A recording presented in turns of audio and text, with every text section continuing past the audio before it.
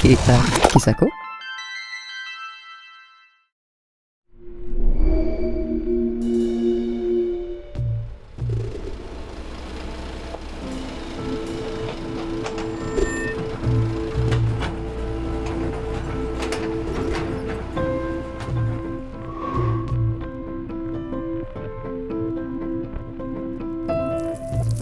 La très grande majorité des objets utilisés de nos jours provient directement des matières premières issues de nos sous-sols.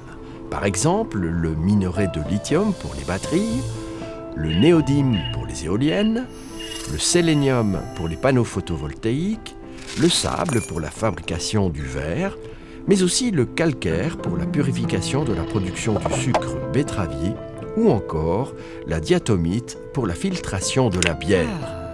Dans tous ces domaines, le caillou est partout. Et depuis toujours, de tout temps, l'homme a modifié son environnement pour en extraire les matières premières. Les grands âges des civilisations sont d'ailleurs bâtis sur ces fameux minerais. Âge de pierre, âge du cuivre, du bronze, du fer.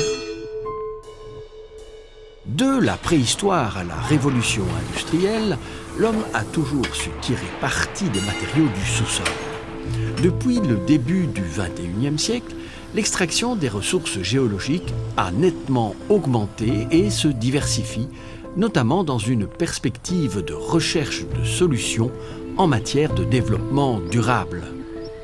Nous quittons actuellement, et lentement, l'âge des combustibles fossiles et entrons dans l'âge de l'électron, c'est-à-dire une nouvelle période où de très nombreux éléments chimiques, issus des minerais, sont nécessaires à nos objets usuels, notamment dans le domaine des énergies renouvelables. En raison du manque de compétitivité économique, les mines européennes, si intensément exploitées jusqu'à la moitié du siècle dernier, se sont raréfiées au profit de l'extraction dans le sous-sol étranger. Ce sont d'abord les colonies, notamment belges et françaises, et des pays émergents qui ont exporté leurs minerais, puis des pays tels que le Canada, les USA, la Russie, l'Afrique du Sud, la Chine et l'Australie, qui en ont fait leur domaine d'expertise et qui sont aujourd'hui les leaders sur le marché mondial. Pourtant, la Wallonie n'est pas en reste en termes d'exploitation de son sous-sol, puisqu'on recense 152 sites carriers exploitant calcaire, dolomie, sable, grès-argile et porphyre à destination de l'industrie. Pour une superficie wallonne de 16 844 km², cela signifie qu'il existe une carrière tous les 100 km² environ. À cela, il faut ajouter toutes les carrières d'autres minerais dont l'extraction a été abandonnée par le passé, ou tous les potentiels sites miniers qui pourraient encore être remis au jour. Une importante densité de sites d'extraction s'inscrivent également dans une volonté de réaffectation écologique et sociologique des carrières. Celles-ci sont encore très souvent associées à la période industrielle et aux mines de charbon. Elles sont de ce fait souvent perçues très négativement. Un site carrier vit et s'éteint, mais les changements qu'il occasionne dans le paysage peuvent être le point de départ de nouveaux projets à vocation naturelle et écologique. Après l'exploitation, la transition. Quel paradoxe!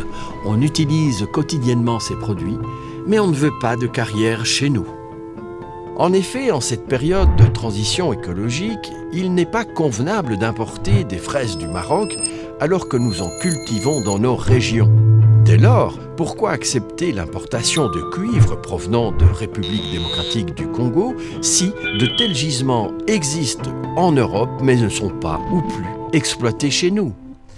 Parce que Homo sapiens a décidé qu'il avait besoin de cuivre. C'est nécessaire pour plusieurs de ses outils quotidiens. Et donc pour avoir ce cuivre, il est obligé d'aller l'extraire dans des pays qui sont un peu plus éloignés que l'Europe aujourd'hui.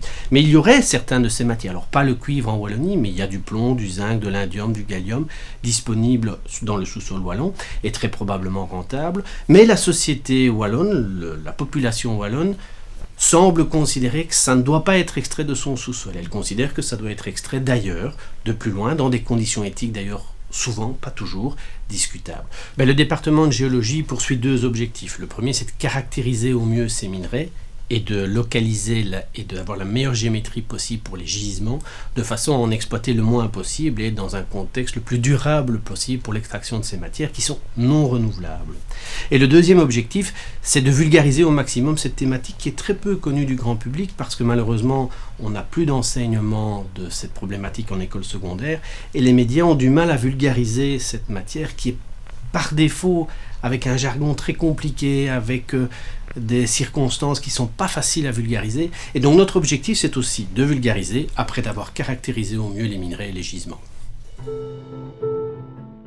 En cette période de transition, une reprise d'exploitation minière en Europe pourrait être envisagée en parallèle à l'amélioration du recyclage, à la recherche d'alternatives aux ressources non renouvelables du sous-sol et à une nécessaire diminution de notre consommation.